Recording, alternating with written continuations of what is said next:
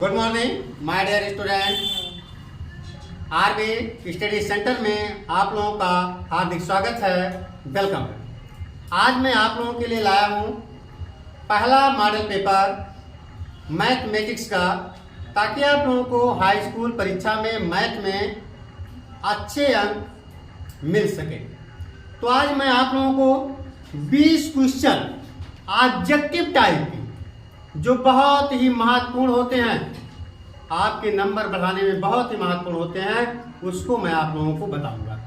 तो आपके पेपर में इस तरीके से लिखा होगा, प्रत्येक खंड के उत्तर के लिए 4 विकल्प दिए गए हैं, जिनमें से केवल एक सही है। सही विकल्प छांटकर उसे उत्तर पुस्तिका पर लिखिए।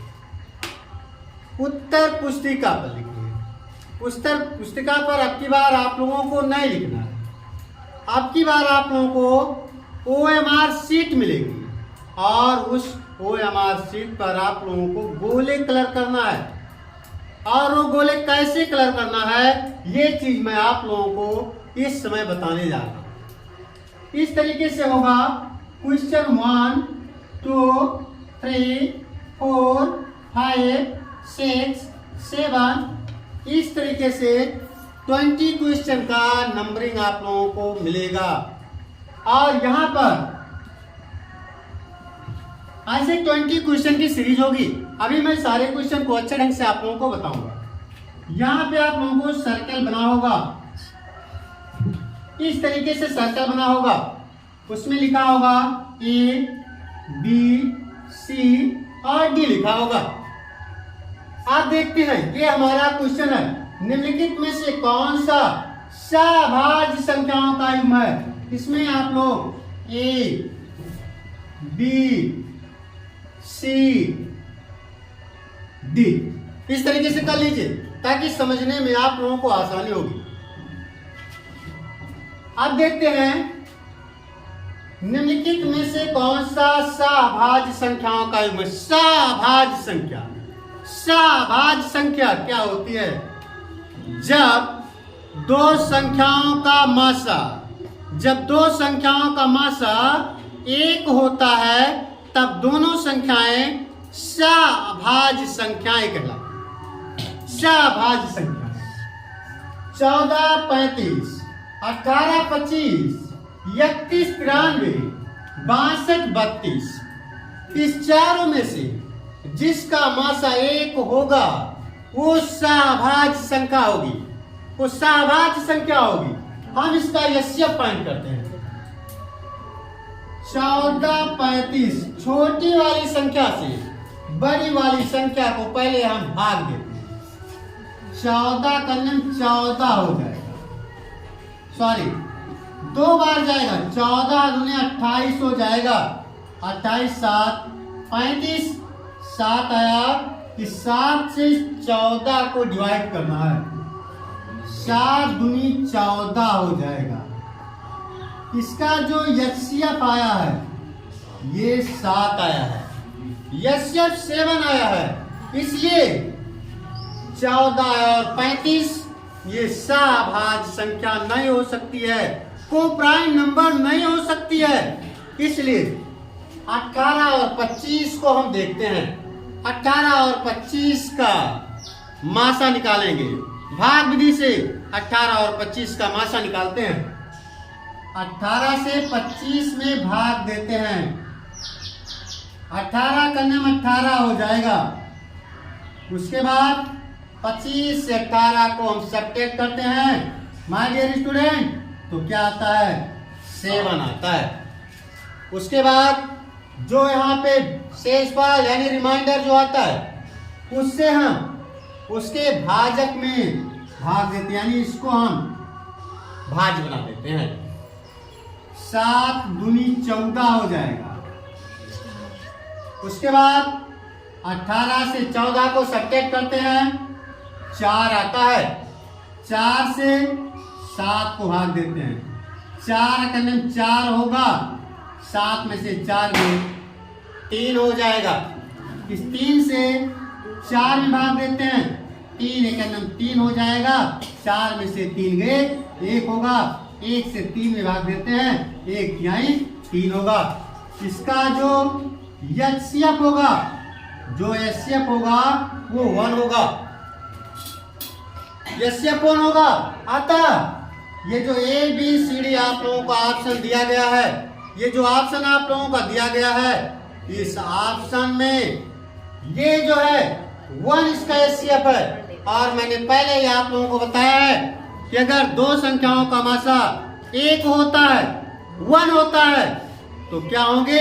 वो को-प्राइम नंबर होंगे, सहभाज्य संख्या होंगी। तो इससे हमारा क्लियर हो गया है कि हमारा जो ऑप्शन है ये बी ऑप्शन हमारा करेक्ट होगा, बी फॉर बॉम्बे वाला ऑप्शन करेक्ट होगा।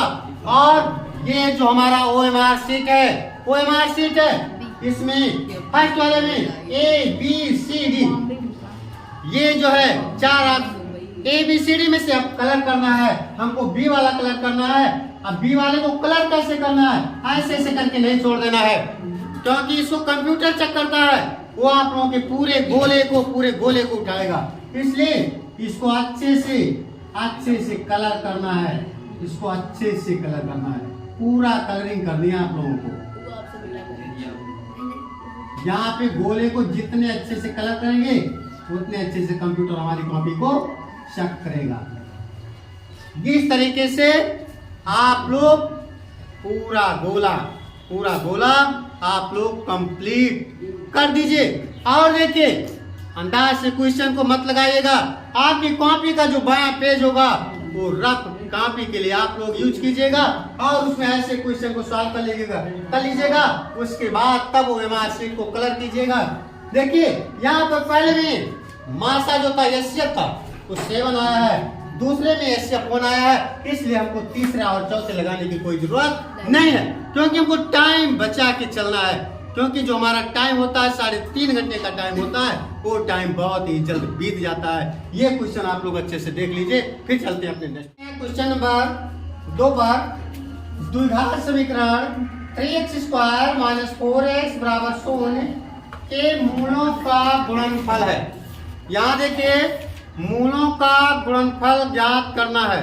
मूलों का गुणनफल ज्ञात करना है तो सबसे पहले हम उसका द्विघात समीकरण ax² + bx + c = 0 से तुलना करते हैं। ये समीकरण आप लोगों का दिया है 3x² - 4x = 0 कि ax² द्विघात समीकरण ax² + bx + c इसका तो 0 से तुलना करने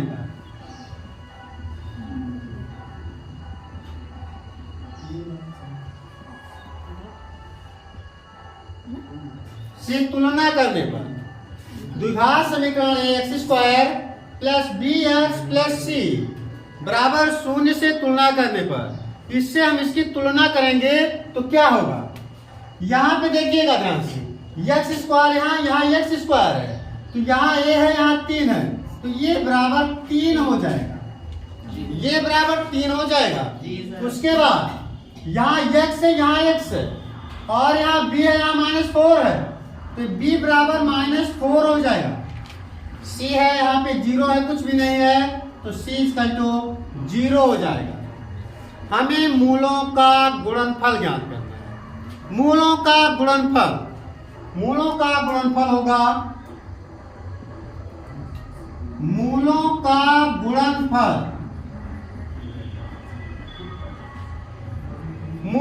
गुणनफल होता है c/a। मूलों का गुणनफल c/a अचर पद बटे x² का गुणांक, यानी c/a होगा, c/a होगा। c देखिए ABC, c बराबर 0, c बराबर 0 है, और a की जो वैल्यू है वो 3 है, वो 3 है। अगर हम 0 को 3 से डिवाइड करते हैं तो शून्य आता है, शून्य आता है। क्या ये ऑप्शन में है? हाँ। पहला ऑप्शन ही शून्य है, दूसरा 4/3, तीसरा -4/3 और डी 3/4। यानी ए बराबर ए, पहला ऑप्शन जो है वो ए है और शून्य है। यहाँ पे सेकेंड क्वेश्चन का पहला वाला सही, यानी ये ऑप्शन हम कलर कर देते हैं। इस तरीके से आप लोग पूरा गोला भर देंगे, पूरा गोला भर देंगे। आप लोग ऐसे क्वेश्चन को कॉपी में एक बार लगा लेंगे। उसके बाद जो आपको बोर्ड की कॉपी मिलेगी, कॉपी पर मैथमेटिक्स के क्वेश्चन करने के लिए जो आपका बायां पेज होगा वो रफ कार्य के लिए आप लोग उसका प्रयोग कीजिएगा। और उसके बाद जब आप लोग उसको रफ कर लेना तो उसके बाद क्वेश्चन को फिर काट देना और OMR शीट पर आप लोग जिस तरीके से क्वेश्चन को बताया जा रहा है उसी तरीके से आप लोग उसको कलर कर दीजिए। चलते हैं प्रश्न नंबर 10 पर। समरूप त्रिभुजों की विशेषता होती है कि, समरूप त्रिभुज की क्या विशेषता होती है, हम लोग उसके बारे में जानकारी प्राप्त करेंगे। ए है उनकी संगत भुजाएं आनुपातिक हो, उनकी संगत भुजाएं आनुपातिक हो। बी है संगत कोण बराबर हो, संगत कोण बराबर हो। सी है उपयुक्त दोनों, सारा उपयुक्त दोनों। फिर डी है उपयुक्त में से कोई नहीं। इस क्वेश्चन को गौर से देखिए, इस क्वेश्चन को कहीं से हमें सॉल्व नहीं करना है। उसकी जो डिफिनीशन होती है, परिभाषा होती है, उसके अनुसार हमें इसका उत्तर देना है। समरूप त्रिभुजों की विशेषता होती है कि उनकी संगत भुजाएं आनुपातिक हो। ये करेक्ट है, संगत भुजाएं आनुपातिक हो, ये करेक्ट है। संगत कोण बराबर हो, ये भी करेक्ट है। ये दोनों आप लोगों के करेक्ट आंसर हैं। उपयुक्त दोनों, ये आपका पूर्ण रूप से करेक्ट है। तो हमारा ऑप्शन जो जा रहा है सी बार चेन्नई पे चला गया, अतः हमारा जो ऑप्शन होगा प्रश्न 3 का, और सी आप लोग कलर कर देंगे और 1 नंबर आपका मिल गया, 1 नंबर आपको अच्छे से मिल गए। सी बार चेन्नई वाला करेक्ट हो गया। वो मार्कशीट पे आप लोग तीसरा गोला रंग देंगे। ठीक, अब हम चलते हैं क्वेश्चन नंबर 4 पर।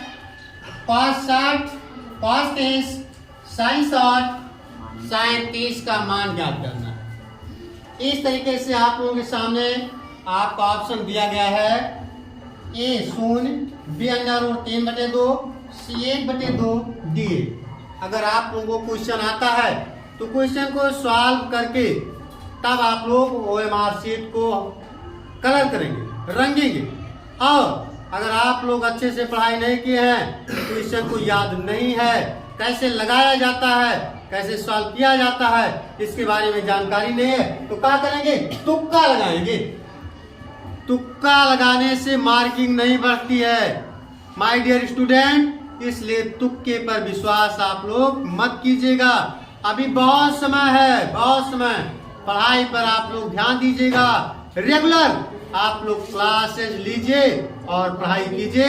निश्चित रूप से आपके जो मार्किंग होगी वो 95+ की होगी, लेकिन उसके लिए आप लोग को मेहनत करना होगा, परिश्रम करना होगा, तभी ऐसा संभव है। चलते हैं क्वेश्चन क्या कह रहा है, सॉल्व करते हैं इसको। जो मैंने बताया है कि बोर्ड की कॉपी का जो बायां पेज होगा वो रफ कार्य के लिए आप लोग यूज कीजिएगा, कोई दिक्कत नहीं है।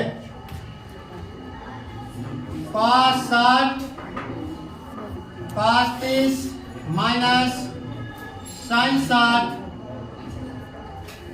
sin 30। cos 60, cos 30 minus sin 60, sin 30।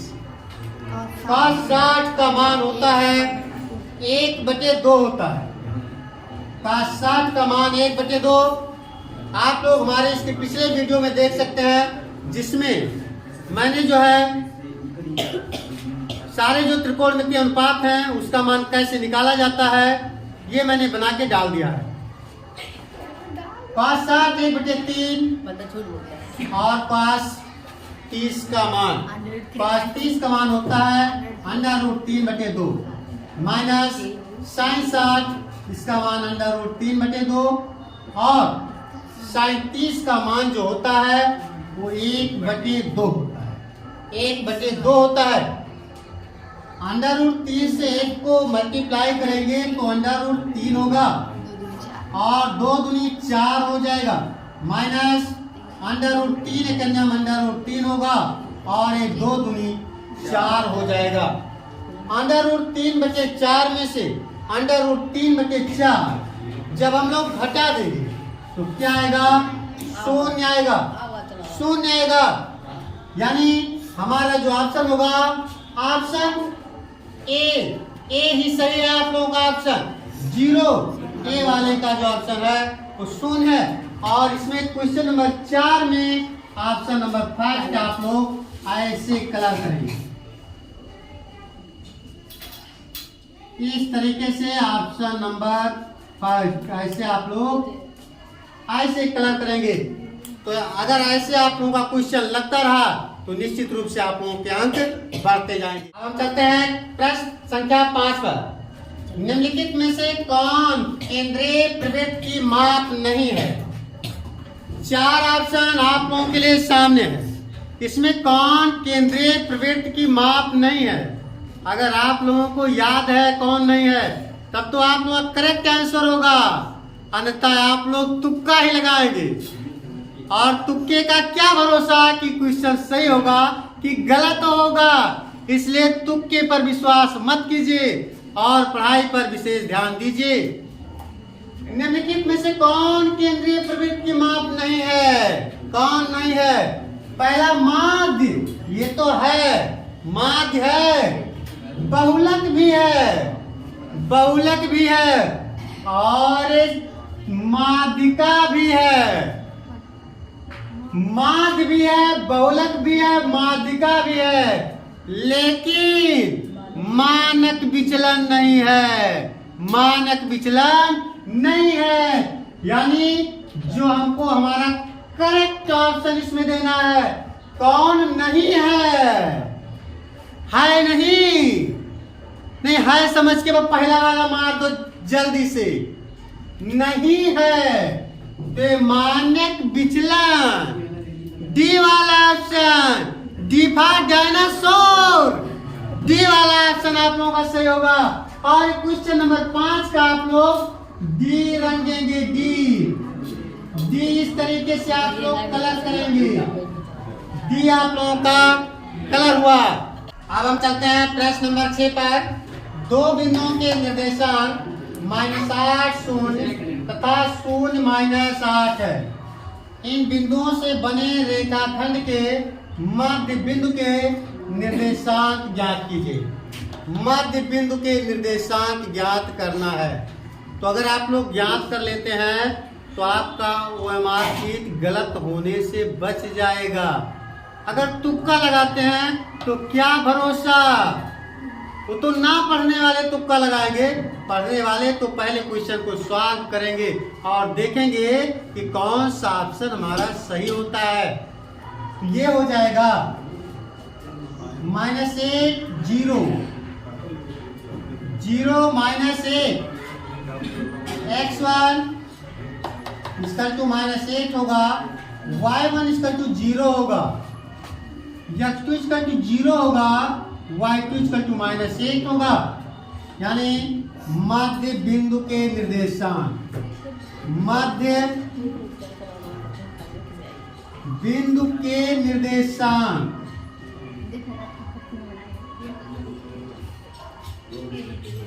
मध्य बिंदु के निर्देशांक का फार्मूला आप लगाते हैं x1 + x2/2 y1 + y2/2। इस तरीके से होगा x1 + x2, x1 -8 + x2 यहाँ पे 0/2 हो जाएगा। ये y1 प्लस y2, y1 0 है और ये प्लस है -1 है, -1 अपान 2 हो जाएगा। ये -1 में शून्य को अगर ऐड करते हैं तो -1 ही आएगा, -1 अपान 2 होगा। और अगर शून्य में -1 को ऐड करते हैं तो -1 अपान 2 ये भी होगा। 2 4 जाए 2 चौके 8 और 2 चौके 8 यानी -4 क्वेश्चन को सॉल्व करने पर -4 और -4 आया है। देखते हैं कि -4 और -4 किस ऑप्शन में है। तो मेरा ऑप्शन नंबर ए है -4 0। क्या इससे मैच कर रहा है? नहीं, पहला ऑप्शन नहीं हो सकता। दूसरा ऑप्शन है 0 -4। क्या 0 -4 है? ये भी नहीं है, ये भी नहीं हो सकता। सी है -4 -4। देखते हैं क्या यह है। हाँ, -4 -4। अतः हमारा सी फॉर चेन्नई वाला ऑप्शन करेक्ट आंसर होगा, सी फॉर चेन्नई। अतः हम क्वेश्चन नंबर 6 के गोले नंबर सी को ऐसे कलर करना है, इस तरीके से कलर करना है, इस तरीके से ऐसे आप लोग गोले को कलर करेंगे। उसके बाद फिर नेक्स्ट क्वेश्चन पे बढ़ेंगे। अब हम चलते हैं प्रश्न नंबर 7 पर। दिए गए चित्र में P के निर्देशांक होंगे 3 2 -3 2 -3 -2 3 -2। सबसे पहले ये जो P लिखा गया है ये किस चतुर्थांश में लिखा गया है, इसको हम ध्यान देते हैं। चतुर्थांश 1 2 3 तृतीय चतुर्थांश में है। और तृतीय चतुर्थांश का निर्देशांक क्या होता है? पहले plus plus minus plus minus minus plus minus, इस तरीके से निर्देशांक होते हैं। P यहाँ पे लिखा गया है x अक्ष पे 1 2 3, यानी P जो है x अक्ष पे 3 गया है यानी -3 हो जाएगा। और y अक्ष पे 1 2 गया है, ये -2 हो जाएगा यानी -3 और -2 वाला ऑप्शन आप लोगों का करेक्ट ऑप्शन होगा। यानी A B C D में -3 और 2, ये सी फॉर चेन्नई वाला ऑप्शन आप लोगों का पुनः एक बार सही हो रहा है। और यहाँ 7 का C यहाँ पर हम कलर करेंगे, 7 का C।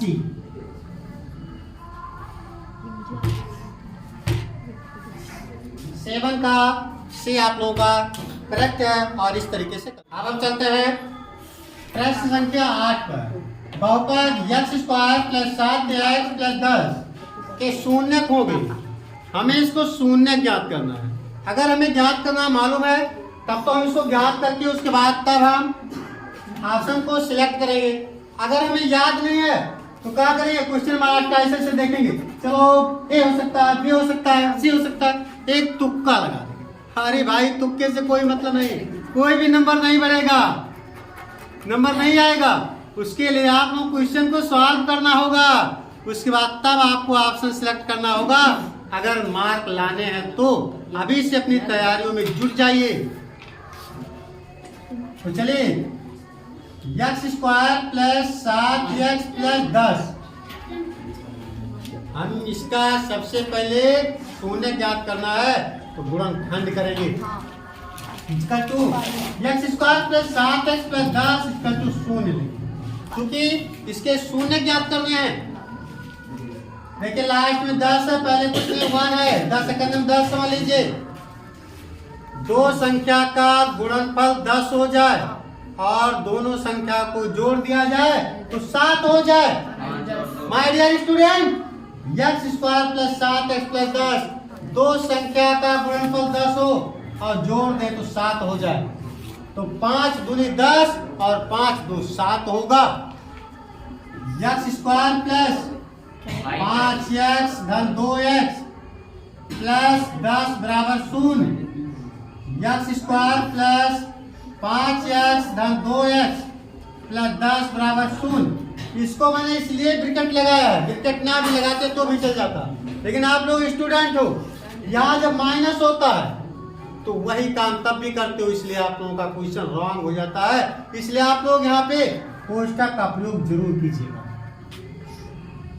एक पद ये बनाएंगे, दूसरा ये बनाएंगे, इसमें x कॉमन लेंगे तो x प्लस 5 हो जाएगा, और इसमें प्लस 2 कॉमन लेंगे तो देखिए 2 से 2 कैंसिल होगा, x बचेगा, और 2 पंचे 5 होगा, इसका तो 0।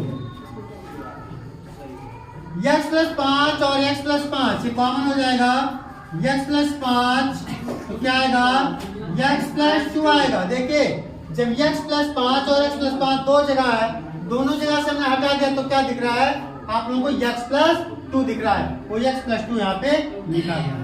इसका जो 0 हो जाएगा, x प्लस 5 इसका जो 0, x इसका जो, जब हम प्लस 5 को 75 करके दूसरे साइड में ले जाएंगे तो क्या हो जाएगा, -5 हो जाएगा। x प्लस 2 इसका जो 0 होगा तो x बराबर 2 जब उधर जाएगा तो -2 होगा, यानी जो शून्य का आया है वो -5 और -2 आया है। -5 और -2 उसके शून्य होंगे। हम देखते हैं कि किस ऑप्शन में है। ए ऑप्शन में है, पहले वाले ऑप्शन में, ए फॉर एरोप्लेन वाले ऑप्शन में -2 -5 -2 -5, यानी क्वेश्चन नंबर प्रश्नार्थ का ए वाला रंगेंगे, ए वाला।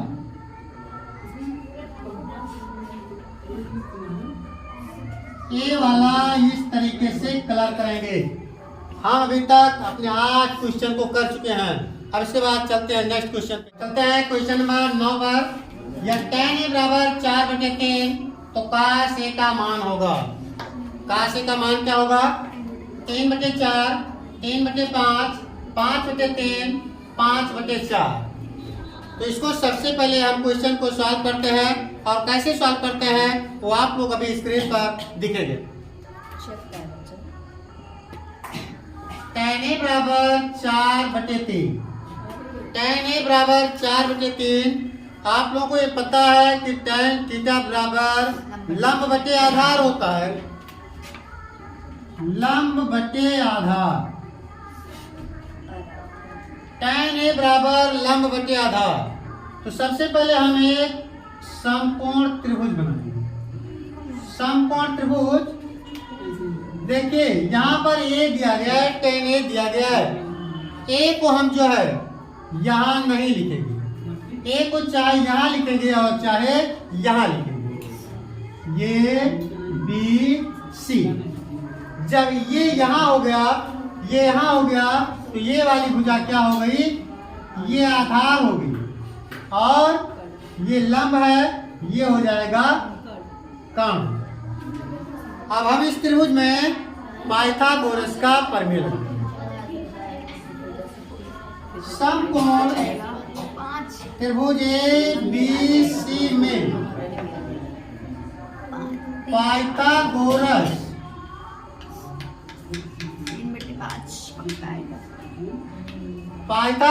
प्रमेय से कर्ण स्क्वायर बराबर आधार स्क्वायर प्लस लंब स्क्वायर। आप लोगों को पाइथागोरस का प्रमेय पता है। पाइथागोरस का प्रमेय कहता है कि समकोण त्रिभुज में कर्ण पर बना वर्ग से दोनों भुजाओं पर बने वर्गों के योगफल के बराबर है।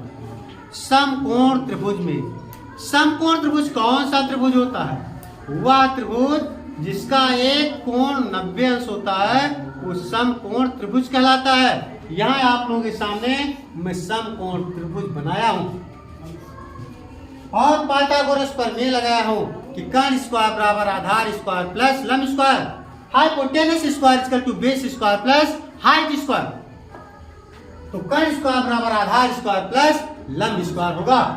कर्ण इसका जो है वो AC है, AC स्क्वायर बराबर AB, आधार है AB स्क्वायर प्लस लंब है BC, BC स्क्वायर है AC स्क्वायर।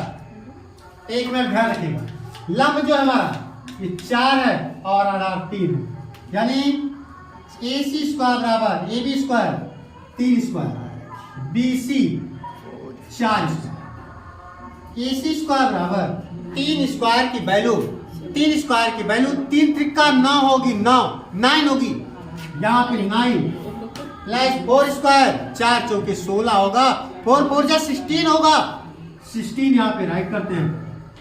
AC स्क्वायर बराबर 16 और 9 25 होगा, 25 आप लोग ऐसे 25 लिखिए।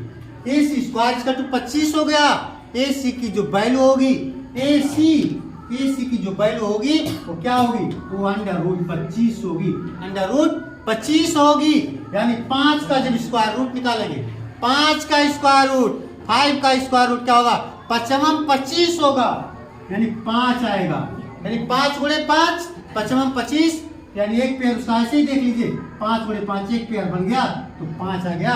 और इसका जो हाइपोटेनस है, जो इसका कर्ण है हाइपोटेनस, वो 5 आया है, 5। आप देखते हैं हमें क्या ज्ञात करना था, cos A cos थीटा होता है आधार बटे कर्ण। आप लोगों को मैंने बताया था लाल बटे कका, उसके कारण क्या होगा, आधार बटे कर्ण होगा, आधार बटे कर्ण, आधार बटे कर्ण होगा। माय डियर स्टूडेंट ध्यान से देखिए, पढ़िए अच्छे से, इसको देखिए। आधार यहां मैंने लिख दिया था, क्या हुआ 3 हुआ, कर्ण क्या हुआ 5 हुआ, 3/5 हुआ, 3/5। और 21 ऑप्शन में है, इसको हम देखते हैं 3/5 3/4, ये तो नहीं है, ये तो नहीं है, 3/5 3/5 3/5, बी फॉर बॉम्बे वाला option is correct option, B for Bombay वाला ऑप्शन करेक्ट ऑप्शन। यानी क्वेश्चन नंबर 9 का जो है ये क्या से बी प्लस बी हो गया, ये बी कलर करेंगे, बी वाला ऑप्शन, बी वाला। अब चलते हैं प्रश्न संख्या 10, 1 से 9 तक की प्राकृतिक संख्याओं का समांतर माध्य होगा। समांतर माध्य ज्ञात करना है, समांतर माध्य 1 से 9 तक की संख्याओं का प्राकृतिक संख्याओं का समांतर माध्य। तो सबसे पहले ये जानना जरूरी होगा कि 1 से 9 तक की प्राकृतिक संख्याएं कौन कौन सी हैं, यानी समांतर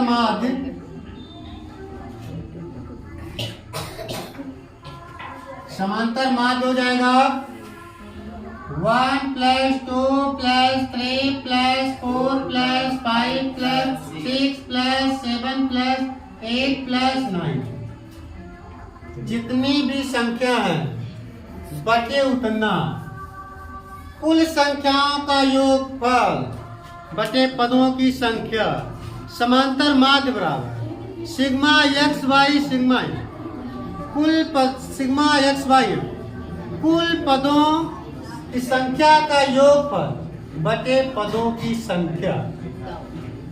9 और 17, 17 7 24, 24 से 30, 30 5 35, 35 4 39, 39 3 42, 42 2 44, 44 से 45, यानी 45/9, 45/9 होगा, और 9 बचे 45, यानी 9 तक की संख्याओं का जो समांतर माध्य होगा वो 5 होगा।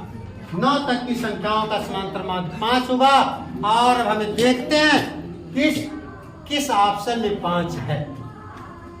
ए वाले में नहीं है, बी वाले, ए वाले में नहीं, बी वाला यहाँ पे मिल गया, 5 सही है, बी वाला ऑप्शन 10 का बी।